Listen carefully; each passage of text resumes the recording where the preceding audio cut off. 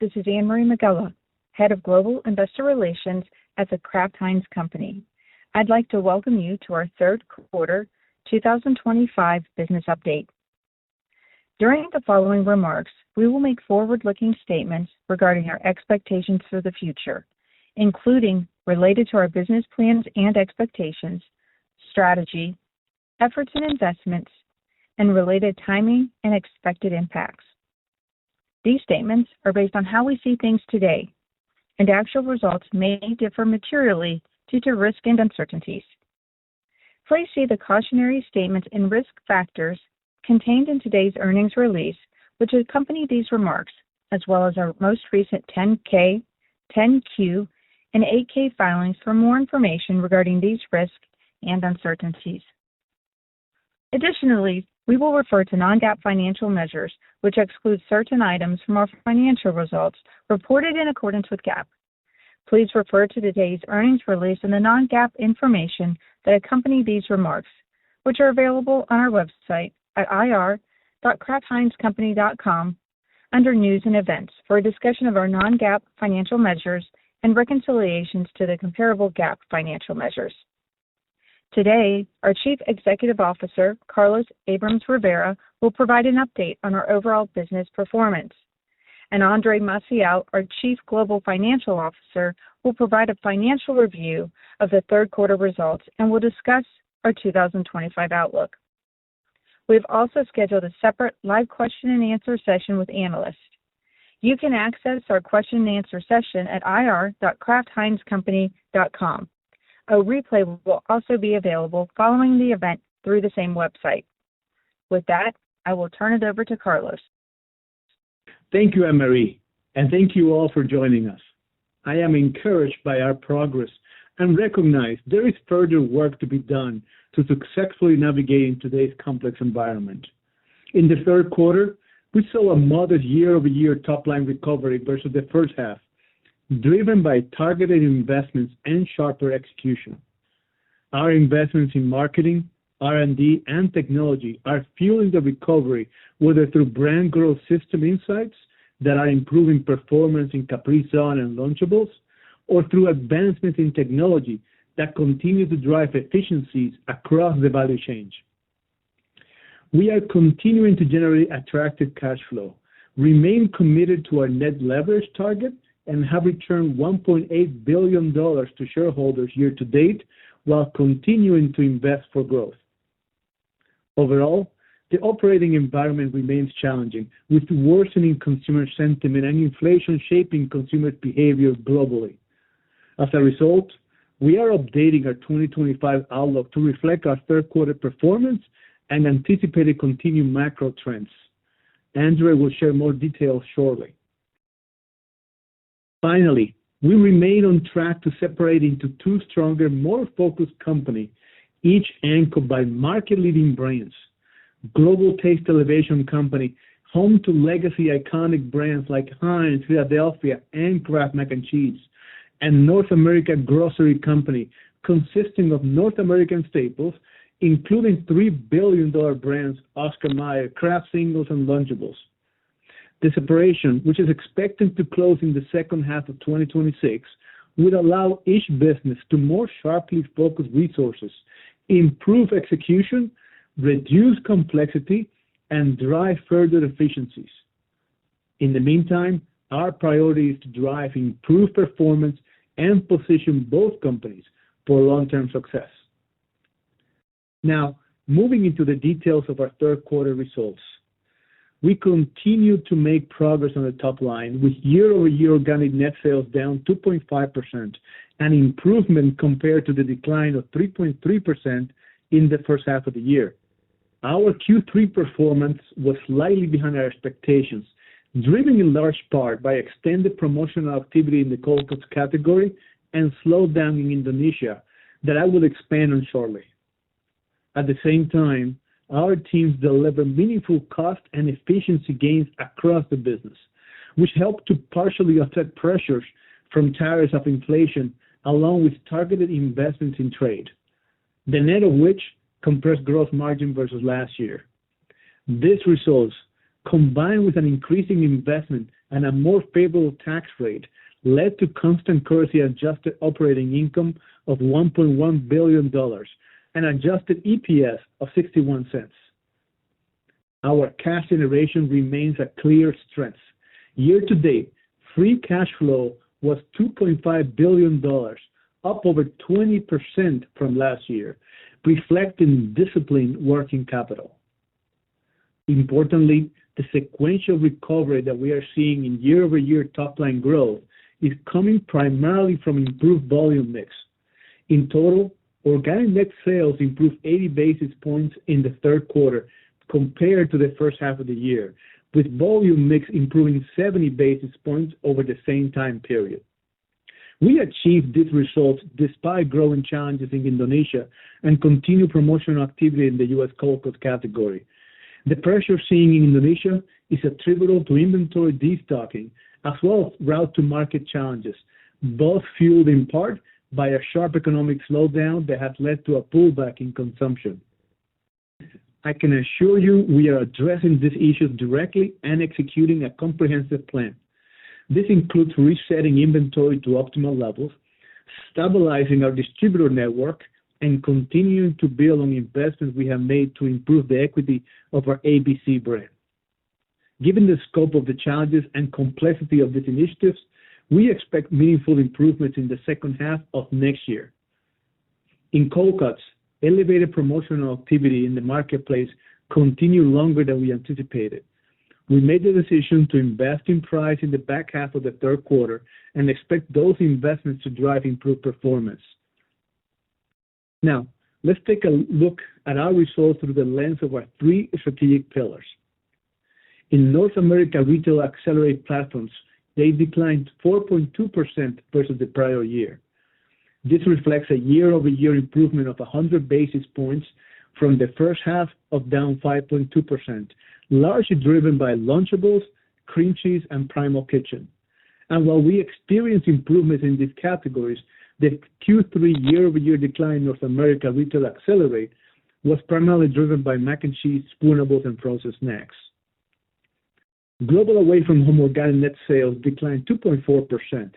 We delivered growth in international away-from-home for the 18th straight quarter, while the overall U.S. away-from-home industry continues to face pressure as traffic remains suppressed. We continue to expect growth in our international business in Q4, but we are not contemplating an improvement in the U.S. industry for the remainder of the year. Now, turning to emerging markets, organic net sales grew 4.7%. LATAM and Middle East and Africa regions delivered double-digit growth for the second quarter in a row, while the weakness I just mentioned in Indonesia created a sizable headwind. Going deeper into North America Retail Accelerate, I am encouraged to see share improvement across key categories. In cream cheese, salad dressings, ketchup, and mustard, we gained or held share in the quarter and drove even larger share gains in September. In fact, we gained share across 70% of our U.S. Taste Elevation portfolio in the month of September. We are seeing success across these categories as we continue to invest to drive superiority through innovation and renovation, consumer-driven price pack strategies, improved marketing, and strong sales execution. And we will continue to deploy the successful playbook across the portfolio to accelerate improvement. Shifting our focus to our next strategic pillar, global away from home. While I'm encouraged by the growth we continue to see internationally, the industry remains pressured in the U.S., particularly in chains and restaurants. Outside of restaurants in areas such as hotels, stadiums, and entertainment, the non-commercial channels are an attractive, higher margin channel where we continue to see growth.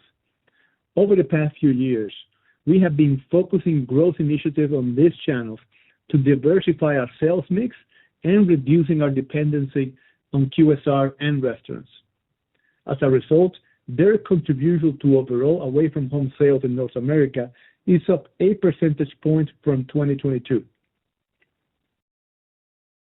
We also continue to expand beyond ketchup through both distribution and innovative offerings. For our new Heinz Chipotle Honey Mustard, we strategically launched it in away from home prior to bringing it to retail. The partnership delivered twice the initial expected volume, unlocking a relationship that has opened the door for incremental cross-channel revenue. In emerging markets away from home, we increased organic net sales by 9% in the third quarter, surpassing the 8% growth rate achieved in the first half of the year.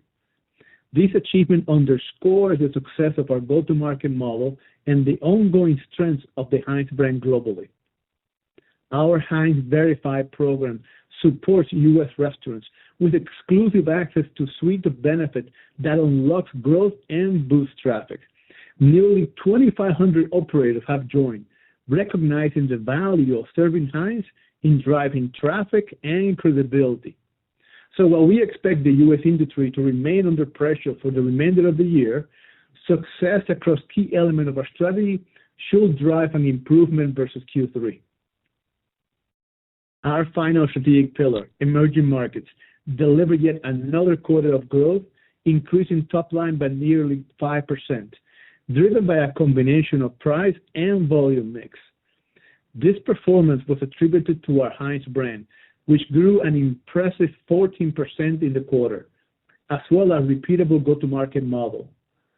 Heinz is our global anchor, with over $1 billion in sales in emerging markets alone.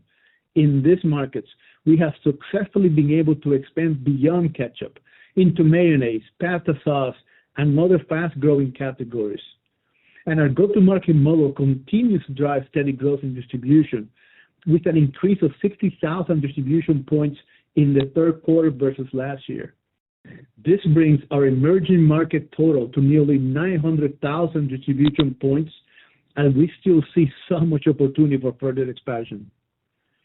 The strength of our Heinz brand and our go-to-market model execution gives me confidence that we are well positioned for sustainable, long-term growth in our emerging markets.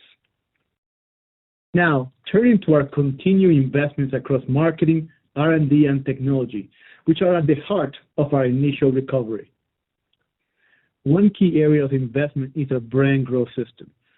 This is a systematic and repeatable data-driven methodology that is powered by forensic-like analysis to drive category growth through brand superiority. It identifies opportunities across a broad, competitive landscape to improve performance in 4 key areas: brand resonance, product and package, value equation, and omnichannel execution. Let's start with brand resonance. Here, our goal is to drive category expansion and build an everlasting emotional connection with our consumers. Driven by insights gained through the brand growth system, our creative is now more product-focused. For example, in the UK, our Trigger the Taste campaign replaces the Heinz name with the food it is famously paired with to evoke taste memory and highlight the inseparable pairing. In product and package delivery, we have invested to deliver on superior quality, taste, and consumer experience. I am proud of the teams for what they have been able to accomplish in such a short amount of time. Lunchables upgraded cookies and crackers now test superior in all metrics. We're also highlighting high protein content on packaging across several brands, including Lunchables, which has 10 grams of protein. In 2025, we invested in renovation and product superiority across nearly 2/3 of the U.S. portfolio, fueled by insights from our brand growth system. Delivering value remains a top priority, and we are committed to meeting the needs of all consumers, from families to single households.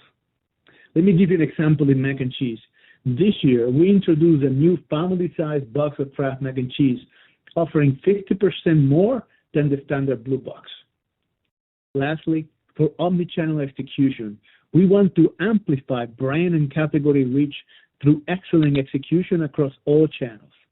A key component of this is e-commerce, where we have generated high single-digit growth for the last 3 years. We built portfolio marketing to develop multi-brand media, to shelf programs so we can win bigger in our must-win moments where our brands are hyper-relevant. For example, this summer, we won in display and feature across our multi-brand Let's Grill Out for Dinner campaign. We have made meaningful progress implementing our brand growth system.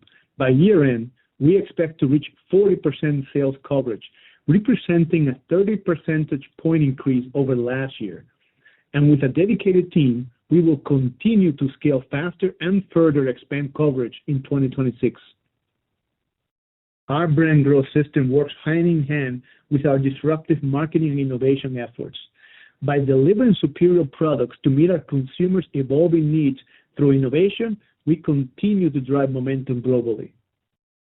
Starting in Canada, where we turned up the flavor with the launch of new Heinz mayonnaise-style sauces. Now available on major retailers, these flavors are driving nearly 3 percentage points of share gains for Heinz Mayo versus the prior year. In fact, Heinz has now claimed 5 of the top 10 SKUs, representing 22% of the flavor mayo category. In addition to flavor exploration, we are making our beloved brands more accessible and relevant. Our single-serve Capri Sun bottles are proving to be a huge success. We have achieved top quartile performance across major retailers, with display execution driving significant lift. Our dual aisle placement on shelf and in front of the store is demonstrating incrementality, 60% to the brand and 50% to the category.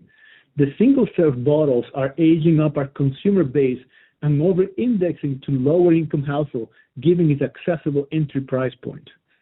And we continue to deliver unique benefits, such as health and wellness. Our Heinz TK Zero with zero added sugar and salt is now available in over 10 countries. With its new formula, graphics, and campaign, our renovated Heinz TK Zero has gained over 1 percentage point of share in Europe and driven incremental volume to the category. Our Zero promise does not compromise on its iconic ketchup taste. So whether you choose Zero, Classic, or sweetened with honey, you can trust that it will always taste like Heinz. And finally, marketing.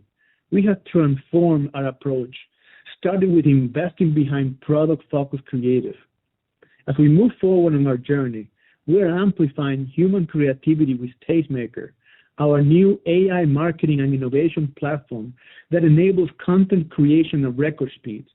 What once took 8 weeks now takes just 8 hours. And we're only scratching the surface of what's possible. We're also leaning into relevant moments in culture where our brands make sense. This past quarter, we announced our new Heinz Look Familiar global campaign that reveals the striking similarity of French fry boxes and the iconic Heinz Keystone. Live across 8 global markets, including the U.S., the campaign demonstrates the unmistakable link between the universally loved duo. And we are unlocking value at must-win consumer moments, most recently during back to school. We increased media investment in core brands by 75% versus the prior year, and with a full 360-degree campaign, we were able to reach 85% of parents at an average frequency of 5 times. As a result, we increased cross-shopping across participating brands by 60 basis points compared to the prior year. On the next slide, you can clearly see that our investments across marketing, R&D, and technology are yielding results across all 4 focus categories in North America. Lunchables and Capri Sun returned to positive consumption growth, and we are making progress in mayonnaise and mac and cheese. With renovated products in market and several initiatives either just hitting shelf or coming soon, I believe we can drive further improvements. This success gives me confidence in our ability to apply this framework across the rest of our brands to drive top-line growth. As a leader in the food industry, we are harnessing the power of technology to drive efficiencies across our value chain. Our AI-powered solutions are transforming the way we work, enabling us to streamline processes, enhance decision-making, and better enable reformulation. Our AI-powered tool, the Cookbook, provides employees access to 150 years of company knowledge on the production of ketchup, and is leading to more efficient operation from farm to table. The tool went from idea to prototype in less than 3 months, thanks to our partnership with Microsoft. We are planning to scale this technology to other brands, products, and businesses, and explore additional use cases to further leverage its potential. In operations, our AI-powered platform, PlanChat, is enhancing real-time decision-making on the factory floor. By gathering real-time analytics and insights, our employees can make informed decisions, improving quality and throughput across our supply chain. PlanChat is one component of our broader connected AI ecosystem across operations that has led to a meaningful reduction in waste, increased forecast accuracy, and improved yield. And in R&D, our product AI model, Leonardo, is enabling faster and most cost-effective reformulation for nutritional advancements. Leonardo makes recommendations that replicate the exact taste and experience profile, allowing us to create healthier products without compromising on taste. In our first pilot in Brazil, we used Leonardo to reduce added sugars and sodium by over 30% in Heinz tomato ketchup, while preserving the iconic Heinz taste. As part of our overall innovation and renovation strategy across health and wellness, we are committed to offering a balanced portfolio with an array of options.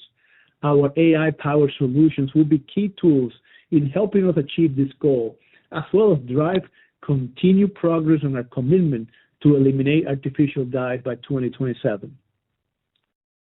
Before I hand it off to Andre, I would like to quickly touch on the separation.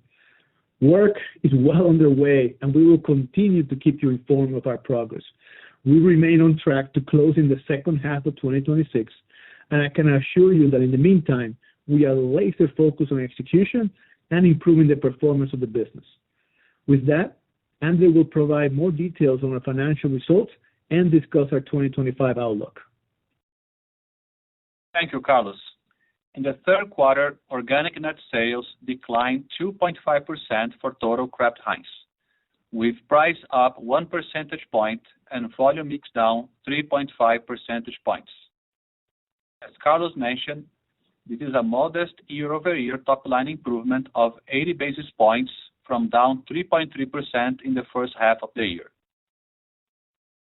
In North America, organic net sales declined 3.8%, as growth in Canada was more than offset by declines in the U.S., led by cold cuts and away from home. This was a 100 basis point improvement from the first half of the year of down 4.8%, largely driven by meaningful progress in both Capri Sun and Lunchables. In our international developed markets, organic net sales declined 1.4%. In the quarter, we saw growth in taste elevation across key markets and priority channels, including away from home and discounters. This growth was more than offset by industry softness in UK meals, particularly in beans and soups, despite us holding the share. In fact, we grew or maintained share versus the prior year across 75% of our international developed markets portfolio in the third quarter.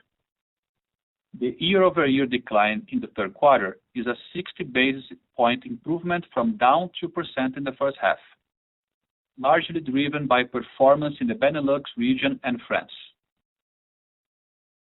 In emerging markets, organic net sales were up 4.7%, driven by both price and volume growth. This was a result of continued double-digit growth in LATAM and Middle East and Africa regions, partially offset by a 460 basis points impact from the decline in Indonesia.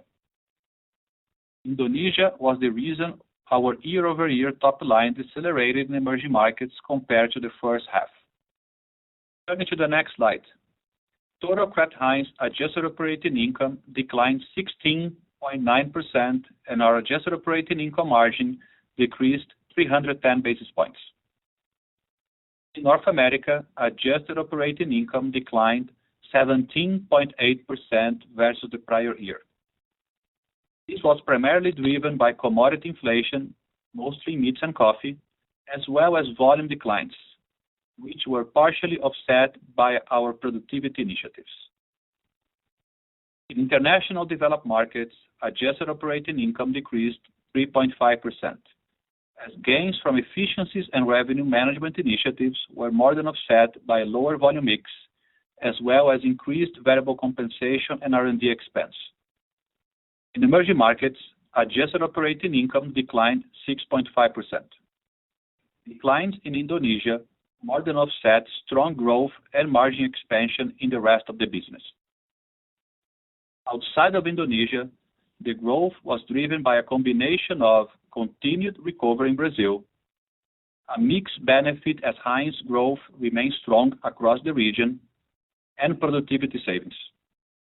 Moving to adjusted gross profit margin, in the quarter, we saw a decline of 200 basis points versus the prior year. Efficiencies were more than offset by rising inflation from higher commodity costs in meats and coffee, and tariffs, some of which we decided not to price given the competitive environment.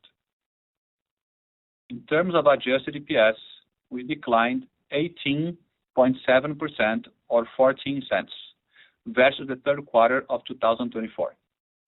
This was driven by results of operations, a higher effective tax rate, and higher interest expense, partially offset by favorable impacts from other financial income and share repurchase. We are committed to prioritizing investments in the business for the long-term growth. Altogether, we have invested nearly $350 million year-to-date across trade, media, and R&D versus the prior year. Our year-to-date media increase is highly concentrated in the third quarter, and we expect this to increase further into the fourth quarter. These investments are helping to drive recovery across key areas of business and position us well for 2026 and beyond. The investments I just discussed are partially being funded by best-in-class levels of productivity, as we are on track to deliver savings above 4% of COGS for the third year in a row.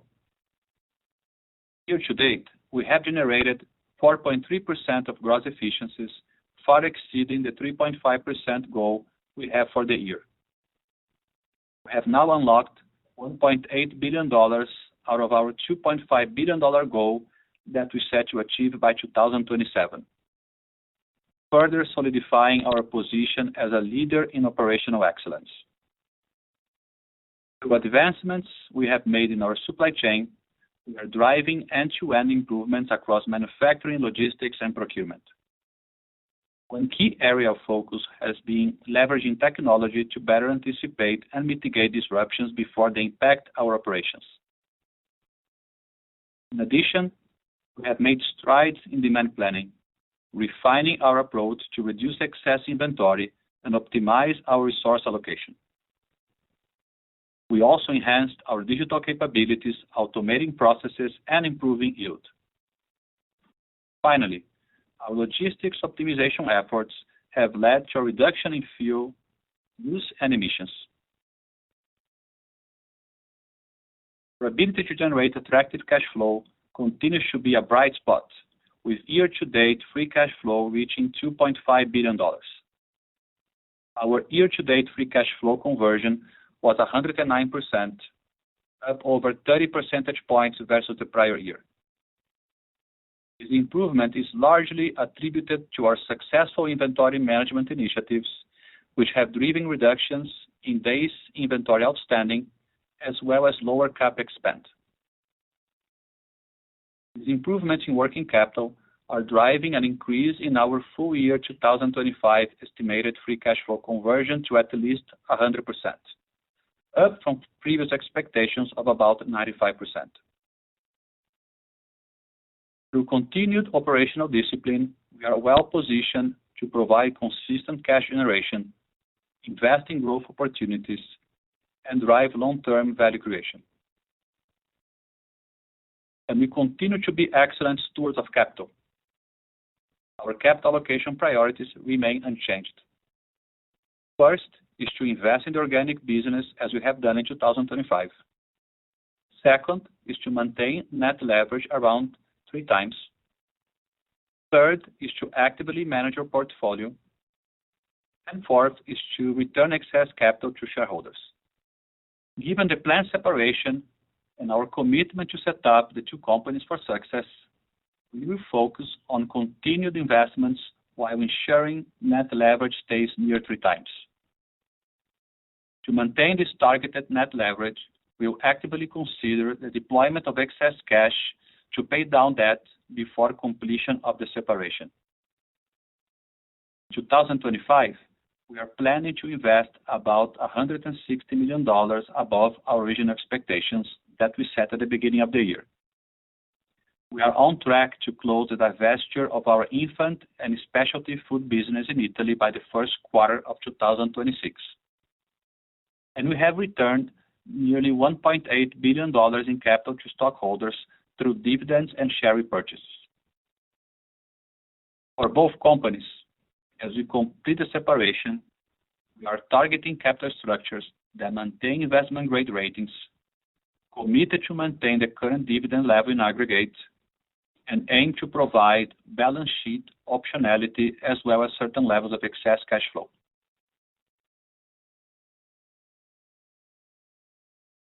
We return capital to stockholders while maintaining a strong balance sheet, significantly reducing our net leverage ratio from 4.4 times in 2019 to approximately 3 times.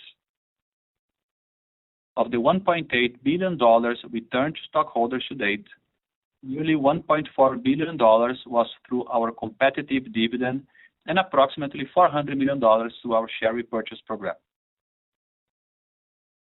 Now turning to our full year 2025 outlook. We are updating our guidance for the year. We now expect organic net sales to be down 3 to down 3.5% at the low end of our previous guidance range. This contemplates lower growth in emerging markets driven by continued declines in Indonesia as we stabilize our distributor network, reset inventory levels, and reduce price instability. Emerging markets growth is now expected to be at mid-single-digit pace in Q4. It also reflects continued pressure in U.S. retail as observed in recent consumption trends, both for the industry and Kraft Heinz. Our outlook now contemplates full-year adjusted gross profit margin down approximately 100 basis points year over year, reflecting incremental inflation in meats and coffee, a negative mix impact, and one-time costs we incurred in the third quarter. We now expect constant currency adjusted operating income in the range of down 10 to down 12% compared to our previous outlook of down 5 to down 10%. This reflects our revised top-line expectations as well as a lower adjusted gross profit margin outlook. We now expect adjusted EPS to be in the range of $2.50 to $2.57 compared to our previous outlook of $2.51 to $2.67. Our adjusted EPS expectation contemplates an effective tax rate of approximately 26%, which is a 23-cent headwind on adjusted EPS year over year. We now expect free cash flow conversion of at least 100%, up from our previous expectation of 95%. With that, I will pass it back to Carlos for some closing comments. Thank you, Andre. I would like to share some thoughts based on where the consumer is today and what that means for the food industry as we look to 2026. The consumer continues to navigate a tough environment, with sentiment worsening, costs continuing to rise, and SNAP-related headwinds expected to intensify. We see these pressures as persisting beyond the fourth quarter, leading to a longer path to consumer recovery. That said, I am encouraged by the progress we at Kraft Heinz are making. We continue to deliver best-in-class productivity levels and strong cash flow, reflecting disciplined efficiency and execution. We intentionally chose a path forward that prioritizes long-term sustainable growth and are continuing to make targeted brand investments enabled by a brand growth system, better positioning us for 2026. Next year will be a pivotal year for us as we prepare for the separation. We are committed to investing in the long term and are taking deliberate actions now to position both companies for success post-separation. Thank you for your time and interest in Kraft Heinz.